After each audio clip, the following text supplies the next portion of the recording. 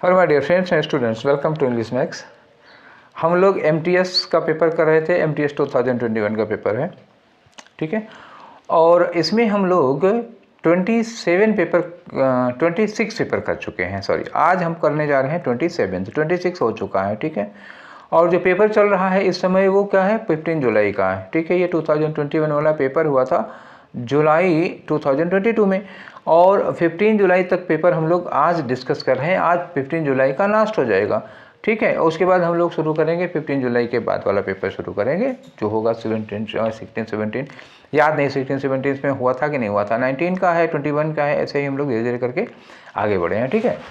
तो चलो शुरू करते हैं हम लोग डिस्कशन आज का। तो पीडीएफ आप लोगों ने सॉल्व कर ही लिया होगा, और देखते हैं कि कितना क्वेश्चन आप लोगों का सही हुआ है और कितना गड़बड़ हुआ है, ठीक है। तो आपका ये पहला क्वेश्चन ये रहा स्क्रीन पे। और पहला क्वेश्चन किस चीज़ से रिलेटेड है, देखो भैया, ये है क्वेश्चन एंटोनियम का, ठीक। एंटोनियम किसका पूछा है, फ्लेयर्ड का एंटोनियम पूछा है। और फ्लेयर्ड का क्या मतलब होता है, फ्लेयर्ड का मतलब होता है ना, जैसे कहीं बहुत ज़्यादा रोशनी हो, ठीक है, बहुत ज़्यादा चकाचौंध मची हुई। जैसे हमारी ये ट्यूबलाइट कभी कभी ज़्यादा और कम हो जाती है, देखो थोड़ा थोड़ा ब्लिंक कर रही है। तो मान लो जैसे बहुत ज़्यादा फोकस्ड, बहुत जैसे कभी वो देखा है ना, लोहे का कभी वेल्डिंग कराने गए होगे तो देखे मतलब चौंधियाहट निकलती है, बहुत तेज़ रोशनी निकलती है, तो वो वाला होता है। तो बहुत ज़्यादा रोशनी जो आती है जहाँ से निकलती है उसको कहते हैं फ्लेयर होना। तो फ्लेयर होना इसका, तो एंटोनियम क्या होगा, एंटोनियम यही होगा, डार्केंड हो जाना। डार्केंड मतलब अंधेरे में आ जाना, तो अंधेरे में आ जाना, डार्केंड इसका अपोजिट हो गया। और वर्ड देखना चाहो तो देखो रेडिएटेड, रेडिएटेड मतलब होता है जिस पर रेडिएशन का इफेक्ट पड़ता है। और फ्लेम्ड, फ्लेम्ड हो गया इसका साइनोनियम, ठीक है। फ्लेम हो गया तो फ्लेम होने का मतलब लौ निकल रही होगी ना जिसमें से, तो वो फ्लेम्ड हो जाएगा। और ग्लेयर्ड है, ग्लेयर्ड भी साइनोनियम हो गया। ग्लेयर मतलब जिसमें से चमक निकल रही हो, ठीक है। तो ये फ्लेम्ड, ग्लेयर्ड और फ्लेयर्ड ये तो साइनोनिम हो गए। और जो डार्केंड है, ये डार्केंड, यही आपका एंटोनिम हो जाएगा। तो जो आंसर है, अब मैं आपको एक बार क्लियर करके दिखाऊं, नहीं तो आपको लगेगा कि अपने निशान तो 3 पे लगा रखा है, ठीक है। तो 3 पे निशान नहीं लगा रखा है बच्चा। फ्लेयर्ड का डार्केंड क्या हो गया, एंटोनिम हो गया। रेडिएटेड जो होगा ये करीब साइनोनियम ही हो जाएगा। फ्लेम ये भी साइनोनियम हो जाएगा, ग्लेयर्ड भी साइनोनियम हो जाएगा। तो आंसर कौन सा होगा, डार्केंड हो गया। अब क्लियर हो गया, ठीक है। नेक्स्ट वाले में आ जाओ। और हमारा अगला क्वेश्चन है ये क्वेश्चन नंबर 2 आपका। तो क्वेश्चन नंबर 2 क्या है यार, फिर से एंटोनियम है। एंटोनियम किसका है, इम्पोलाइट का। इम्पोलाइट का मतलब क्या होता है, एक ऐसा व्यक्ति जो पोलाइट नहीं होता, जिसके अंदर विनम्रता नहीं होती है, ठीक है, जो बहुत अकड़ू टाइप का होता है, ठीक है। वो शिष्टाचार नहीं होंगे, किसी से नमस्ते नहीं करेगा, पैर नहीं छुएगा, ठीक है, बड़ा वो होगा अकड़ू टाइप का। तो इम्पोलाइट का एंटोनियम तो ये दिया है कर्टियस। कर्टियस जो बहुत शिष्टाचार का पालन करता है, मतलब गलती करता है सॉरी बोल देता है, या किसी से हेल्प मांगता है थैंक यू बोल देता है, तो वो बहुत इसी तरह के लोगों को जो बहुत एटिकेटिक होते हैं, एटिकेट्स का पालन करते हैं, बड़े बड़े ही मतलब एकदम लखनवी तहजीब वाले अंदाज में बातें करते हैं, ठीक है। तो वो कर्टियस होते हैं, मतलब शिष्टाचार, शालीनता और विनम्रता का बड़ा ध्यान रखते हैं। तो ये आपका एंटोनियम हो गया, ठीक है। सुपीरियर, सुपीरियर इम्पोलाइट, सुपीरियर जरूरी नहीं कि सुपीरियर अकड़ू हो, लेकिन अब सुपीरियर होगा तो मतलब ये होता है ना, हमसे जो श्रेष्ठ है वो हो जाएगा सुपीरियर। साइनोनियम एंटोनियम की कैटेगरी से काटो इनको, मतलब क्या नहीं। अनसिविल, अनसिविल जो इम्पोलाइट होगा अनसिविल हो जाएगा, क्योंकि सिविल होगा तो शालीन होगा, अनसिविल होगा तो अकड़ू टाइप का हो जाएगा। तो ये क्या हो जाएगा आपका, ये आपका सिमिलर हो जाएगा, ठीक है। ब्लंट का मतलब जिसमें धार नहीं होती है, तो इसका यहाँ कोई लेना देना नहीं है। और धार का मतलब क्या होगा, अगर चाकू में धार नहीं है तो ब्लंट है, अगर बुद्धि में धार नहीं है तो भी ब्लंट है, ठीक है। कभी कभी यहाँ से भी ब्लंट लिया जाता है। तो ब्लंट मूर्ख के लिए भी लगेगा। और ब्लंट क्या कहते हैं, जिसमें धार नहीं होती, कुंद कहते हो, कुंद। हाँ, एक वर्ड अच्छा आ गया इसका, कुंद। तो कुंद क्या हो सकता है, कुंद चाकू भी हो सकती है और कुंद बुद्धि भी हो सकती है, ठीक है। आगे अगले क्वेश्चन पे आ जाओ। और ये रहा हमारा क्वेश्चन नंबर 3, ठीक है। क्वेश्चन नंबर 3 किसका है, वन वर्ड का है। वन वर्ड किसका है, यहाँ दिया हुआ है ऑफ और रिलेटिंग टू द मून, मतलब कोई ऐसी चीज जो चंद्रमा के बारे में है या चंद्रमा से रिलेटेड है। तो चंद्रमा से कोई चीज रिलेटेड होगी ना, उसको लूनर कहते हैं, ठीक है। चंद्रमा, अरे यार गलत लिख दिया, लूनर लिखना था, लूमर लिख दिया, कोई बात नहीं। मून से रिलेटेड होगा तो क्या होता है, लूनर होगा। कोई भी लूना होता है ना चंद्रमा के लिए, ग्रीक भाषा में वर्ड लूना, तो लूनर होगा, जो भी आएगा। तो सोलर सूर्य से रिलेटेड होगा, जैसे होता है ना सोलर पैनल या सोलर इक्लिप्स, सूर्य ग्रहण होता है, तो सोलर फैमिली होती है, सौर मंडल, सौर परिवार होता है, तो ये किसी सोलर सन से रिलेटेड हो गया, ठीक है। तो ये तो होगा नहीं। प्लेटोनिक क्या होता है, प्लेटो से रिलेटेड होगा, तो प्लेटोनिक भी यहाँ पे नहीं आएगा, ठीक है। अब आ जाएगा फेटल, फेटल मतलब होता है डेडली, जानलेवा, घातक, ऐसी चीज़ जिससे जान चली जाए, तो ये भी रिलेटेड नहीं है, लूनर लिखा हुआ है आपका, ठीक है। अब आप लोग सोच रहे होंगे कि जब आंसर यहाँ पे हमने बता दिया था तो यहाँ आने में इतनी देर क्यों लगाई। देर इसलिए लगाई ना कि हम सोचे ये भी बता लेते हैं ना, कभी आ जाएगा एग्जाम में, ठीक है। अब आ जाओ हम लोग अगले क्वेश्चन में आते हैं, हमारा क्वेश्चन नंबर 4। तो क्वेश्चन नंबर 4 क्या है भैया, क्वेश्चन नंबर 4 में इंप्रूवमेंट का क्वेश्चन है, पढ़ो देखो। अ क्लिनिकल थर्मामीटर लिखा है consists of a long narrow uniform glass tube. तो क्लिनिकल थर्मामीटर आपने देखा होगा ना, ऐसे होता है, देखो ठीक नहीं बना, ये ऐसे ऐसे ऐसे पॉइंट यहाँ पे बना होता है, तो एक ऐसे ही ट्यूब होती है, इसमें ऐसे बना रहता है, डिग्रियाँ बनी होती हैं, तो ये मतलब यहाँ थोड़ा ऐसे पतला होता है, इसमें रेडियम भरा रहता है, तो ऐसे थर्मामीटर होता है। तो उन्होंने कहा कि अब इसमें देखो कंसिस्ट, थर्मामीटर सिंगुलर है, तो कंसिस्ट वर्ब में एस लगा हुआ है, अच्छा प्रेजेंट टेंस में ही होगा क्योंकि ये तो वैज्ञानिक चीज़ है ना, तो वैज्ञानिक चीज़ पास्ट नहीं होता उसका, तो ये हो गया, तो कंसिस्ट ठीक होगा। कंसिस्ट के बाद आप लगाएंगे, ये भी ठीक है। एक लॉन्ग नैरो ट्यूब होती है, ये भी ठीक है। तो बात तो सारी की सारी सही है, तो नो इम्प्रूवमेंट करो, और कहाँ से गलती निकालोगे, जब कोई गलती है ही नहीं तो गलती निकालेंगे कहाँ से, ज़बरदस्ती करोगे तो फिर गड़बड़ हो जाएगा ना। तो आ गया जो क्वेश्चन नंबर 5 पर, ठीक है। तो ये रहा क्वेश्चन नंबर 5 आपका। क्वेश्चन नंबर 5 किसका है, ईडीएम का क्वेश्चन है। तो ईडीएम चलो पढ़ो, क्या लिखा है, मूव अ गोल पोस्ट। तो मूव द गोल पोस्ट मतलब आप फुटबॉल खेले हो कभी, फुटबॉल खेले, सब मान लो ये गोल फुटबॉल का मैदान है और यहाँ गोल पोस्ट लगा हुआ है, ठीक है। 2 टीमें यहाँ खेल रही हैं, 2 टीमें खेल रही हैं, तो गोल पोस्ट को क्या कर दिया, इधर खिसका दिया इन्होंने। तो मतलब क्या हुआ कि खेल के दौरान ये गोल पोस्ट को खिसकाना मतलब बेईमानी नहीं करना होता है ना, सीधी सी बात होगी। खेलते समय अगर कोई गोल पोस्ट को खिसका दे तो इसका मतलब हुआ कि प्रोसीजर के दौरान वो आदमी बेईमानी कर रहा है, ठीक है। चलो ढूंढो, अब ऑप्शन ढूंढो आप अपना, इसमें बेईमानी करने वाला ऑप्शन कौन सा होगा, ठीक है। लिखा unfairly alter the conditions and rules proceduring procedure, ठीक है। तो आंसर तो हो गया ना, अनफेयरली मतलब बेईमानी करते हुए आप कंडीशंस और रूल्स को बदल दे रहे हैं प्रोसीजर के दौरान, वही हो गया। आगे लिखा है to do your research, research नहीं की जाती इसमें। To put a lot of effort, ये भी नहीं करना है। To move the goal post, ये तो होगा ही नहीं, गोल पोस्ट थोड़े ना खिसकाना है, बेईमानी करना है यार, अनफेयरली नियम को बदल दिया उन्होंने, ठीक है, काम के दौरान। 5 क्वेश्चन हो गया। अब आ जाओ क्वेश्चन नंबर 6 पर, ठीक है। तो क्वेश्चन नंबर 6 किससे रिलेटेड है, यही देखो, ये एरर वगैरह से रिलेटेड है, ठीक है। आ जाओ। I have watched a lot of students, मैंने बहुत सारे स्टूडेंट्स को देखा है, क्या करते हुए देखा है, एक्सेल इन ऑनलाइन कोर्स, ठीक है, कि वो ऑनलाइन कोर्स में बहुत ही बढ़िया हैं, बहुत एक्सेलेंट हैं, ठीक है। आगे लिखा है कि taking fully advantage of the convenience. अब ये बताओ एडवांटेज क्या है, एडवांटेज है आपका नाउन, ठीक है, एडवांटेज नाउन है, तो फुल्ली एडवांटेज होगा कि फुल एडवांटेज होगा। अगर ये नाउन है तो इसके पहले आप क्या यूज करोगे, एडजेक्टिव यूज करोगे, तो फुल एडवांटेज होना चाहिए ना, फुल्ली एडवांटेज तो नहीं होगा, ठीक है। तो गलती हमको मिल गई फुल्ली एडवांटेज में, ठीक है। अब आंसर ढूंढो किस वाले में दिया हुआ है, फुल्ली एडवांटेज की जगह फुल एडवांटेज होना चाहिए था, तो ये फुल्ली वर्ड हमारा गलत है, तो आपका आंसर कौन सा हुआ, फर्स्ट वाला हो गया, ठीक है। अब आगे बढ़ो, क्वेश्चन नंबर किसमें, 7 में चलते हैं हम लोग। तो क्वेश्चन नंबर 7 रहा आपका ये वाला क्वेश्चन। क्या करना है, इडियम बताना है आपको। फिर से इडियम है, लिखा है stop crying for the moon, stop crying for the moon मतलब चांद के लिए चिल्ला रहा है, कोई बच्चा है छोटा सा, बहुत जिद्दी बच्चा होगा ना, लायक टाइप का, ठीक है। तो और लिखा है and start coming up with some sensible demand, ठीक है। तो कुछ समझदारी वाली डिमांड करो यार, चांद क्यों मान रहे हो, जैसे कृष्ण भगवान सूरदास ने एक दोहा लिखा था ना, मैया मैं तो चंद्र खिलौना लाई हूँ, ठीक। तो अब बचपन में कृष्ण भी चंद्रमा मांग रहे थे खेलने के लिए, ऐसे ही क्राई फॉर द मून, अब हमको चंद्रमा चाहिए, नहीं हमको चांद चाहिए, वही ला के दो, वही उसी से खेलेंगे। तो ये होता है कि आप किसी अनरीजनेबल या इम्प्रैक्टिकल चीज़ की डिमांड कर रहे हो, ठीक है। तो आंसर कौन सा होगा, टू मेक एन इम्प्रैक्टिकल और अनरीजनेबल रिक्वेस्ट, ठीक है। तो आंसर ये थर्ड वाला हो गया, ठीक। आगे बढ़े, क्वेश्चन नंबर 8 पे हम लोग आते हैं। तो ये रहा आपका क्वेश्चन नंबर 8।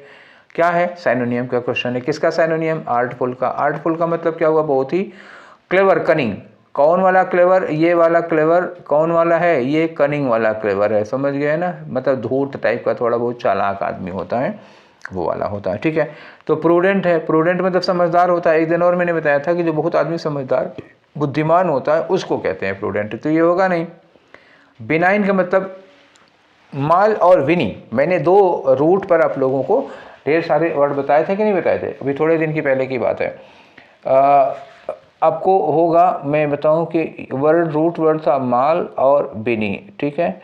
और इस पे हमने 30 वर्ड्स आप लोगों को सिखाए थे, देखा होगा। तो उसमें ये वर्ड आया था, बिनाइन वर्ड आया था। किससे बना हुआ है? बिनी से बना हुआ है। बिनी का मतलब क्या होता है? हार्मलेस। ये गुड और वेल के सेंस में यूज किया जाता है और ये बैड के सेंस में यूज किया जाता है। तो बिनाइन बना हुआ, बिनाइन मतलब जिसमें कोई नुकसान नहीं होता, यानी कि बिनाइन इस तरह के ट्यूमर वगैरह होते हैं जो हार्मलेस होते हैं, जो नुकसान नहीं करते हैं, ठीक है। ये इग्नोरेंट लिखा, इग्नोरेंट का मतलब क्या होता है? अज्ञानी होता है, ठीक है, ये हो गया अज्ञानी। क्राफ्टी का मतलब क्या होता है? क्राफ्टी मतलब होता है धूर्त बहुत, ठीक है। तो ये आर्टफुल का कौन सा हो गया साइनोनियम? यही हो गया लास्ट वाला, क्राफ्टी, धूर्त मक्कार टाइप का होता है। अब धूर्त और मक्कार के लिए अगर दूसरे वर्ड जानना चाहते हो तो मैं 1-2 वर्ड बता देता हूँ आप लोगों को। एक तो ये दे दिया, आर्टफुल दे दिया, और ये क्राफ्टी दे दिया। दूसरा क्लेवर, कनिंग, कनिंग मैंने लिखा ही था अभी आपको, कनिंग लिखा था। और एक वर्ड होता है TYKE, टाइक, ये भी होता है बहुत मक्कार धूत टाइप का आदमी होता है। एक और वर्ड होता है KNAVE, नैव, ये होता है, ये भी धूत और मक्कार होता है, ठीक है। समझ गए ना? तो आपका आंसर कौन सा हो गया? ये चौथा वाला हो गया, ठीक। नेक्स्ट क्वेश्चन पे आ जाओ। क्वेश्चन नंबर होगा हमारा 9। तो क्वेश्चन नंबर 9 है, ये रहा। क्या कह रहे हैं इसमें? एरर बताओ ढूंढ के। एरर कौन सी एरर है? तो ले आओ यहाँ पे, देखो एज डजंट सीमिंग, ठीक है। एज डजंट सीमिंग, देखो डजंट के साथ क्या लिखा है? सीमिंग लिखा हुआ है। और अभी थोड़ी देर पहले नहीं, आज वाले में नहीं, कल वाले में एक डिस्कशन था, उसमें मैंने आपको बताया था कि डू, डज और डिड, ठीक है।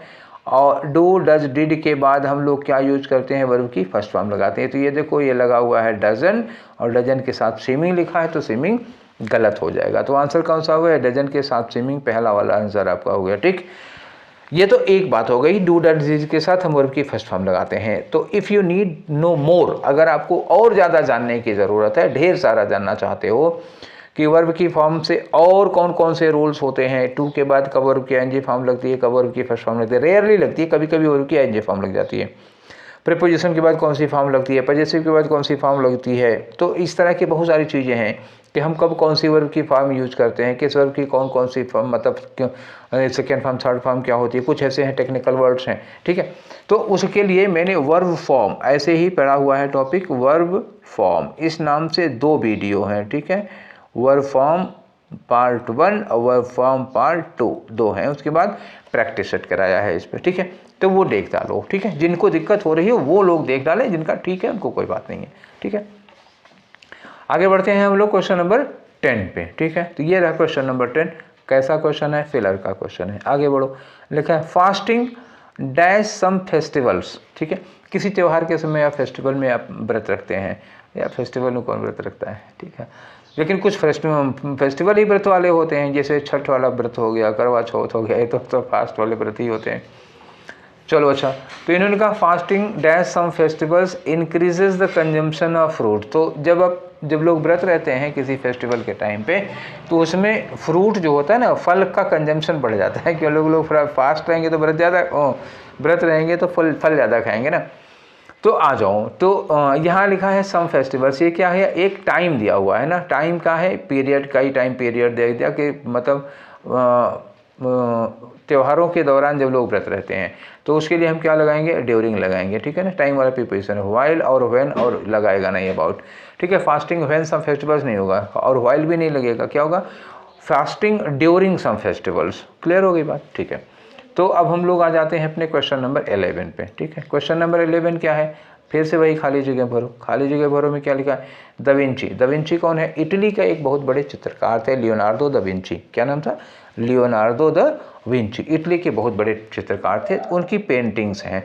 उनकी पेंटिंग्स हमें क्या दिखाती हैं? An obsessive fascination with dash rituals like those of the Freemasons, ठीक है। तो ये फ्रीमैसन्स क्या है? एक बहुत ही रहस्यमय है। ये सब चीज़ें क्या होती हैं?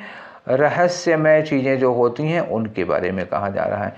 तो मैग्नेटिक का मतलब होता है चुंबकीय हो जाएगा, लगेगा नहीं। पैथेटिक का मतलब क्या होता है, दर्दनाक, करुणाजनक होगा, जिसमें क्या होता है, जिन चीज़ों को देख के आपके मन में करुणा आ जाए, दया आ जाए, उनको कहा जाता है करुणाजनक या दर्दनाक दृश्य होता है। स्टैटिक मतलब होता है स्थिर, और एनिग्मेटिक जो होता है, इसी एनिग्मेटिक का मतलब क्या होता है, मिस्टीरियस, ठीक है, रहस्यमय होता है। दूसरा वर्ड यूज करोगे तो क्या होगा, मिस्टीरियस हो जाएगा, इसी के लिए आप यूज कर लो मिस्टीरियस, ठीक है। तो एनिग्मेटिक, ये आंसर आपका हो जाएगा चौथा, ठीक है। आगे आ जाओ, नेक्स्ट क्वेश्चन बढ़ते हैं हम लोग, क्वेश्चन नंबर 12, ठीक है। तो ये रहा आपका क्वेश्चन नंबर 12। क्वेश्चन नंबर 12 क्या है, फिर से एरर का क्वेश्चन है, चलो पढ़ो। Sometimes we interact to people who are close-minded and not willing to listen. Sometimes we interact, sometimes ठीक है, we interact ठीक है, to के बाद ये people गलत है, इसके पहले क्या लगाना पड़ेगा, द, क्योंकि आगे यहाँ who लगा हुआ है। तो रिलेटिव प्रोनाउन से कोई चीज़, मतलब पीपल कॉमन में नहीं कहा इन्होंने ना, पीपल के बारे में कह रहे हैं कि वो लोग जो क्लोज माइंडेड होते हैं। तो क्लोज माइंडेड होते हैं, क्लोज्ड माइंडेड नहीं होते, इनको क्या कहा जाता है, क्लोज माइंडेड कहा जाता है। तो एक गलती यहाँ पे है क्लोज में, और दूसरी बात पीपल के पहले द लगना चाहिए था। Sometimes we interact to the people who are close minded, ठीक है, खाली पीपल नहीं होगा, क्योंकि पीपल के बारे में मैं इसको ज़रा क्लियर करके तब आप लोगों को फिर से समझाता हूँ। हम कभी कभी उन लोगों की ओर इंटरेक्ट हो जाते हैं जो क्लोज माइंडेड होते हैं। तो ये जो क्लोज माइंडेड होते हैं वो किसके बारे में कह रहे हो, पीपल के बारे में कह रहे हो। तो पीपल के बारे में जब कहोगे तो पीपल डेफिनिट हो जाएगा, डेफिनिट हो जाएगा, तो इसके पहले डेफिनिट आर्टिकल दा लगाना पड़ेगा, ठीक है, समझ गए। तो यहाँ ये गलत हो गया और यहाँ क्लोज गलत हो गया, आंसर कौन हो गया, फर्स्ट वाला हो गया, ठीक है, समझ में आ गया ना। ठीक, चलो आगे बढ़ते हैं, क्वेश्चन नंबर 13 पे आते हैं, ठीक। तो क्वेश्चन नंबर 13 क्या है, वही वन वर्ड सब्स्टिट्यूशन का क्वेश्चन है। तो चलो इसको सब्स्टिट्यूट करो, सब्स्टिट्यूट करोगे तो क्या होगा, जैसे कहीं लिखा हो a system of government by wealthy class, ठीक है। तो सिस्टम ऑफ गवर्नमेंट होगा तो क्रेसी होगा, सब मेरे क्रेसी लगा हुआ है, वेल्थी क्लास। तो देखो ग्रीक भाषा में एक देवता है, मतलब रोम और ग्रीक में उनको कहा जाता है प्लूटो, ठीक है। तो प्लूटो कहते हैं किस देवता को, पता है, कुबेर को कहते हैं। ये लक्ष्मी माता के कैशियर हैं, ठीक, समझ गए। माता लक्ष्मी तो धन दे देती हैं, तो कितना देंगी ये कौन डिसाइड करेगा, कुबेर, ठीक है। तो माता लक्ष्मी को खुश करने के साथ साथ कुबेर को भी खुश करो, क्योंकि माता लक्ष्मी ने कहा दे देना इनको कुछ, तो कितना देंगे ये कुबेर तय करेंगे ना। तो ज़्यादा इम्पोर्टेंस किसका है, इनका है, ठीक, वरना ये चवन्नी पकड़ा के निकाल जाएंगे ये। तो प्लूटो जो वर्ड है ना, रूट वर्ड प्लूटो अमीर के लिए यूज किया जाता है, और इससे बहुत सारे वर्ड बनते हैं, प्लूटोफोबिया, प्लूटोमेनिया, प्लूटोक्रेसी, प्लूटार्की, ऐसे आते हैं ना, ढेर सारे वर्ड बनेंगे, ठीक है। तो प्लूटो ये वाला लगा है, प्लूटोक्रेसी, अमीर लोगों का शासन होगा, ठीक है। अब इसमें और आ जाओ, थियो, तुम्हें ये बता चुका हूँ, थियो का मतलब क्या होता है, धर्म या रिलीजन होता है या गॉड होता है। थियोक्रेसी का हो जाएगा, थियोक्रेसी हो जाएगा कि एक ऐसी गवर्नमेंट होगी, एक ऐसा गवर्नमेंट सिस्टम होगा जिसमें धर्म के नाम पर शासन चलाया जाएगा, या रिलीजियस क्लास या पुजारी लोगों का, जैसे बहुत प्राचीन काल में मिडिल एज में यूरोपियन कंट्रीज में चर्च का बहुत ज़्यादा बोलबाला था, तो राजा भी चर्च से डरता था, चर्च से हर चीज़ की परमिशन लेनी पड़ती थी। तो उस समय के शासन को कहा जाता है कि वो उस समय थियोक्रेसी हुआ करती थी, ठीक है। तो ये इस तरह के होते हैं, धर्म के नाम पर, मतलब a government by the name of, run by the name of God or religion, a government of religious people, तो ये हो जाएगा थियोक्रेसी। ऑटोक्रेसी क्या हो जाएगा, ऑटो मतलब होता है सेल्फ, सेल्फ का मतलब क्या हो जाएगा, एक आदमी, खुद की गवर्नमेंट, तो ये हो जाती है वही तानाशाही। हिटलर का नाम सुना होगा, तो वही वाली हो जाएगी तानाशाही, ऑटोक्रेसी, ठीक है, डिक्टेटरशिप हो जाता है। डेमोक्रेसी, तो डेमोक्रेसी में कौन सा वर्ड लगा हुआ है, डेमोस लगा हुआ है। डेमोस का मतलब क्या होता है, पीपल, ठीक है, पीपल। तो एक government of people by the people for the people, ये हो जाता है डेमोक्रेसी, मतलब प्रजातंत्र इसको कहते हैं, ठीक है, समझ गए। आंसर आपका कौन सा था, ये बात तो क्लियर हो ही गई होगी, एक बार फिर से बता देता हूँ। Government by wealthy class, wealthy class, wealthy class के लिए क्या लगाते हैं हम लोग, प्लूटो लगाते हैं, प्लूटो कुबेर हैं, इसलिए ये आंसर होगा आपका कौन सा, 2 वाला, ठीक। आगे बढ़ो, हम आते हैं क्वेश्चन नंबर 14 पे, ठीक। क्वेश्चन नंबर 14 क्या है, तो मिस स्पेल्ट, देखो क्या लिखा है, miss spelt words. Miss spelt मतलब ऐसे देखो, इसमें एक सेंटेंस दिया हुआ है, इसमें किस वर्ड की स्पेलिंग गलत है, माई की स्पेलिंग सही है, फ्रेंड की स्पेलिंग गलत है। इज सही है, ब्लेस्ड सही है, विद सही है, परफेक्ट सही है, जीन्स गलत हुआ है। तो फ्रेंड की स्पेलिंग क्या होती है भाई, पहले तो आप ये फ्रेंड की स्पेलिंग देख लो। तो फ्रेंड में होगा FR होगा, ठीक है। इसको हमें फिर से क्लियर करना पड़ेगा क्योंकि हमारी स्पेलिंग गलत हो गई। तो फ्रेंड में सबसे पहले आपको क्या होगा, F होगा, फिर R होगा, फिर I होगा, फिर E होगा, ठीक है। उसके बाद N होगा और फिर D होगा, ठीक, फ्रेंड हो गया। और जीन्स की स्पेलिंग क्या होती है, पहले G होगा, G के बाद E होगा, फिर N होगा, फिर E होगा, ठीक है, ये होता है जीन्स, और बाद में S लगा दो। तो फ्रेंड की स्पेलिंग देखो, यहाँ पे फ्रेंड सही है, यहाँ पे फ्रेंड गलत है, यहाँ पे फ्रेंड गलत है, यहाँ पे फ्रेंड सही है। तो इन दोनों के तो चांस नहीं है, अब ये कट गए, ठीक है। अब आगे आ जाओ जीन्स में, तो यहाँ पर जीन्स गलत है, यहाँ पर जीन्स गलत है, यहाँ पे जीन्स सही है, यहाँ पे जीन्स सही है। तो इसका ये गलत हो गया, तो थर्ड वाले का तो काम बनना नहीं है हमें। फिर क्या बना, एक हमारा चौथा वाला आंसर ही है जो हम लगा सकते हैं, ठीक है। तो आंसर हमारा कौन सा हुआ इसका आंसर हुआ 4, ठीक। अब हम लोग आगे बढ़ते हैं क्वेश्चन नंबर 15 में। तो क्वेश्चन नंबर 15, ठीक है। तो आगे आपकी स्क्रीन पर क्या पूछ रहे हैं, इसमें करेक्टली स्पेल्ड वर्ड बताओ, मतलब वो वर्ड ढूंढो जो जिसकी स्पेलिंग एकदम से करेक्ट हो। तो करेक्ट वही वर्ड तो है सारा का सारा। टेलीविज़न की स्पेलिंग क्या होती है, तो टेली, इसमें एक रूट वर्ड लगा हुआ है टेली, तो टेली का मतलब क्या हुआ, जो दूर से हो जाता है। और दूसरा वर्ड इसमें क्या लगा है, विज़न लगा हुआ है, तो ये हो गया आपका टेलीविज़न, ठीक। TELEVISION, TELE, ये गलत हो गया, TELEVISI नहीं दिया हुआ है, इसमें TELEVISOI दे दिया, गलत हो गया, TELEVISION, यही चौथा वाला स्पेलिंग आपकी एकदम से ठीक है। ये तो सबकी सही ही हुई होगी, ठीक है। तो नेक्स्ट आ जाओ क्वेश्चन नंबर 16 पे। तो 16 में क्या है, 16 में इम्प्रूवमेंट का क्वेश्चन है, ठीक। इम्प्रूवमेंट पे आ जाओ, तो यहाँ लिखा है कि एंटीबायोटिक्स, एंटीबायोटिक्स जान ही रहे हो क्या होता है एंटीबायोटिक्स नहीं जानते रहे होगे तो कोरोना के समय में जान गए सब लोग। Antibiotics are one of the most, ये ऑफ गलत है यार, ऐसे होता है ना, वन ऑफ को मतलब क्या होगा, ऐसे वन ऑफ लगाना होगा, ठीक है। एंटीबायोटिक्स, अब एंटीबायोटिक्स प्लूरल है तो आर ठीक है। Antibiotics are one of the most commonly prescribe drugs in the world, ठीक है। तो इम्प्रूवमेंट में मैंने अंडरलाइन करना मैं भूल गया था, ठीक है। तो कहाँ तक अंडरलाइन होगा, देखो आर वन ऑफ आ, तो यहाँ से होगा आर वन ऑफ द, इतना है ना, तो इतने को आपको इम्प्रूव करना है। तो इम्प्रूव करने में क्या करना होगा, आर सही है, वन सही है, और दा भी सही है क्योंकि ये सुपरलेटिव डिग्री है। सुपरलेटिव डिग्री के पहले हम लोग दा लगाते ही हैं। गलत क्या हो रहा है, केवल ऑफ गलत हो रहा है, इसकी जगह पर ये वाला ऑफ लगेगा। तो आंसर कौन सा हो जाएगा, ये देखो यहाँ पे आ लगा हुआ, ये गलत हो जाएगा, ये नहीं लगा पाओगे। आर वन ऑफ द, ये ठीक होगा। अब इसमें लिखा इज वन ऑफ द, तो इज नहीं लगा पाओगे ना, क्योंकि एंटीबायोटिक्स लिखा है, एंटीबायोटिक्स प्लूरल है, तो प्लूरल के साथ में प्लूरल लगाना पड़ेगा ना, एंटीबायोटिक्स के साथ आर लगाओगे, इस तो नहीं लगा सकते, इसलिए क्या होगा आंसर आपका ये तीसरा वाला हो पाएगा। क्लियर, समझ गए, ठीक है। अब आगे बढ़ो, क्वेश्चन नंबर 17 में आते हैं। तो देखो क्वेश्चन नंबर 17 क्या है, देखो ये फिलर का क्वेश्चन है, ठीक। क्या करोगे, देखा she refuse to back dash so she was fired from the company. Fire का मतलब क्या हुआ, नौकरी से निकाल दिया गया उसको। तो उसको नौकरी से क्यों निकाला गया, सोचो जरा, कि सी रिफ्यूज, उसने मना कर दिया क्या, बैक मतलब वापस लेना, कोई चीज़ होगी, कोई क्लेम होगा, उसने कोई क्लेम कर रखा होगा, अपनी कोई बात कह दी होगी, अपनी बात लेने से वापस की, क्योंकि रिजल्ट में उसको नौकरी से निकाला गया है, तो वो अपनी बात को क्या नहीं कर पाई, बैक डाउन नहीं कर पाई, ठीक है ना, ये हो गया बैक डाउन, ठीक, यही होगा। बैक डाउन का मतलब क्या होता है, हमने कोई क्लेम किया है, अपने क्लेम को वापस ले ले, बैक डाउन करना इसी को कहते हैं, ठीक है।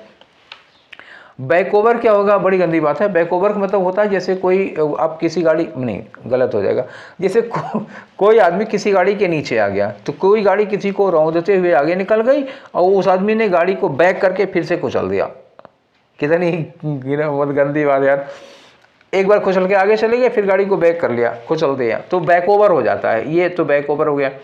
बैक अपान दिया हुआ है, ठीक है, तो ये बैक अपान है। बैक इनटू क्या होगा बताओ, बैक इनटू क्या चीज़ होगी, बैक इनटू का मतलब होता है जैसे आप खेल वेल रहे हो, कहीं मैच वगैरह खेल रहे हो और आप आउट हो गए, कबड्डी वगैरह में होता है नहीं, आउट हो जाते हैं, तो आउट होने के बाद जब हम लोग मैच के बाहर निकल जाते हैं, ठीक है, तो मैच के बाहर निकल जाते हैं, तो थोड़ी बार कोई दूसरा खिलाड़ी खेल रहा होता है, तो वो खेल के क्या करता है, हमको मतलब वापस ले लेता है, मतलब दूसरों को छू लेता है, दूसरे खिलाड़ियों को आउट कर लेता है, तो हम लोग फिर से वापस आ जाते हैं, ये चीज़ हो जाती है, ठीक है।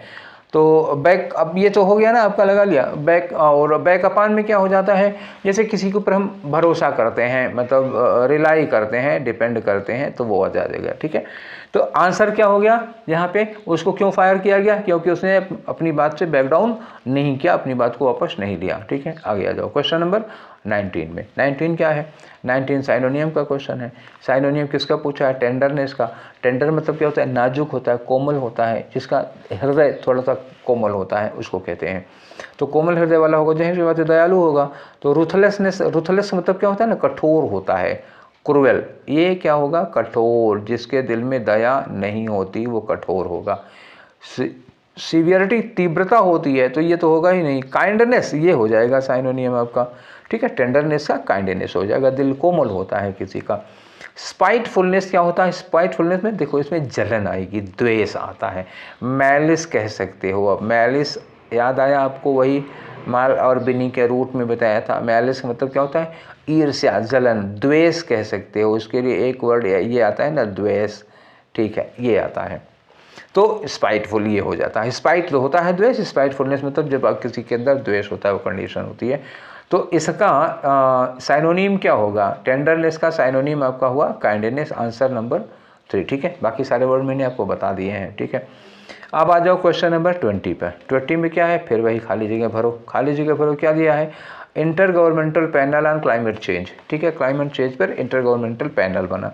Dash the idea of tipping points 2 decades ago. 2 decade मतलब 20 साल पहले उन्होंने ये आइडिया दिया था। तो दिया था, क्या होगा, दिया था तो इंट्रोड्यूस्ड होगा, बिल्कुल होगा। इंटर गवर्नमेंटल पैनल ने 20 साल पहले ये आइडिया दिया था, तो इंट्रोड्यूस्ड द आइडिया, आंसर हो गया। शार्टेंड द आइडिया होगा नहीं, वाउंडेड मतलब क्या, घायल किया था उसको, बिल्कुल नहीं होगा। विड्रन वर्ब की थर्ड फॉर्म होगी तो ये लगेगा नहीं। ठीक है, हमको वर्ब की सेकेंड फॉर्म में चाहिए, 20 साल पहले की बात है, पास्ट इंडेफिनिट होना चाहिए। ठीक, क्लियर हो गई बात, ये लगेगा। अब आ जाओ क्वेश्चन नंबर 21 में। तो क्वेश्चन नंबर 21 में हम लोग करते क्या है भैया, वही बात 21 से 25 फिर वही कहानी होगी। ठीक है, एक पैसेज होगा, उसमें खाली जगह भरनी होगी। तो इसके पहले आपको पैसेज को पढ़ना पड़ेगा। तो सबसे पहले हम लोग क्यों ना पैसेज को पढ़ ही लेते हैं। ठीक है, चलो पढ़ो। लिखा है दिल्ली मीटीरियोलॉजी की। ठीक है, मीटीरियोलॉजी क्या होता है, मौसम विभाग होता है। दिल्ली मीटीरियोलॉजी, उसके बाद ये आपको फिलर भरना है। Meteorology, the quantity of chaff burnt.